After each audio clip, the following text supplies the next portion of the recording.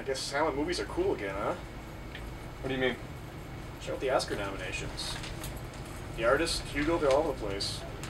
The Artist is a silent movie, and Hugo is pretty much an homage to early filmmaking. I guess if you want to win an award this year, that's the route to go.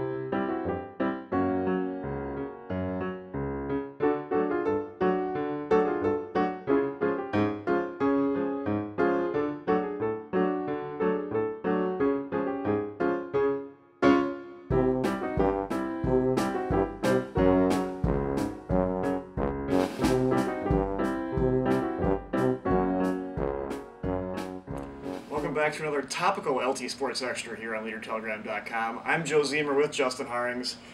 Justin, I cannot comment on The Artist. I haven't seen it yet, but I've seen Hugo and it's fantastic, so I'd recommend that to everyone. Back to basketball talk here. We've seen a few games now. We're at the point where we've seen some teams improve throughout the season, so let's quickly touch on a couple teams that we've seen big strides from. I'll start with the Regis boys. There was a point this year where they were 0-5, and I think a lot of people have kind of written off the Ramblers, and now they're 8-6. They won 8 of their past 9 games, so I think that tells you that they were, one, not as bad as they were if people thought they were at 0-5. They played some pretty tough teams, and two, they've made some strides too. I think the emergence of freshman Billy Wampler as one of the guards has really kind of allowed everyone else to kind of slide back into their natural positions, and it's really everything's clicked for them. They have a really big test Thursday night at McDonald, the undefeated Western Clover leader, so that'll give us a good read on how much the Ramblers have improved. I still think they're one of the top 3 or 4 teams in the Western Florida Conference. They're a pretty good team right now. Girls' side, I know they lost last night, but Altoona lost to Regis. At this point, we kind of excuse losses to the Regis girls, don't we? Right, yeah. You can't judge your team by if you get beat by Regis, because everybody does. Mm-hmm. But Altoona's a team that has improved a lot since the beginning of the year. And if you follow girls basketball in this area, that's not a big surprise to you, because Ryan Wondrow and his staff do a great job. His team always peaks this time of year. Once you get into the playoffs, no matter who's on that roster, that's a team you never want to come across. And they've replaced a lot from the team that won the Division III state title last year. Their entire starting lineup, and that doesn't even do it justice, because those were some girls that he trusted a lot. They were on the floor all the time, handling the ball, and he threw in a whole new group of girls this year. And it's taken a while for them to figure out what the roles are, who's going to play where the plays are going to be run for whom, and so now they're starting to get that together a little bit. And defensively, this team's gotten a lot better. You know, Regis put up almost 80 on them last time they played, and granted they had a big lead on Tuesday, but they only got to 50. And they came back and beat McDonald after losing to them earlier in the year, and this is a team that's just constantly getting better. Offensively, you're still trying to figure out who's going to score for them. They don't really have any scorers. You know, their top scorers average around 8 points a game, which isn't a whole lot. So that's going to be a question for them, but this is a team that, because they play good defense and because Ryan Wondrow and his team's not going to make a ton of mistakes, that you're still not going to be happy to see come up in the playoffs.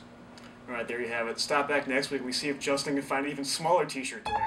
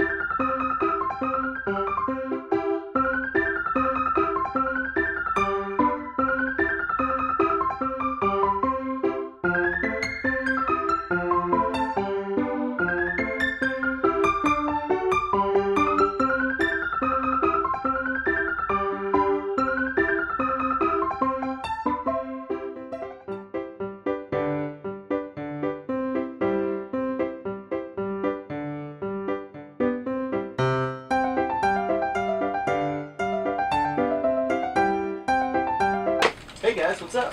Are you serious? What? Oh, there goes our award. Oh.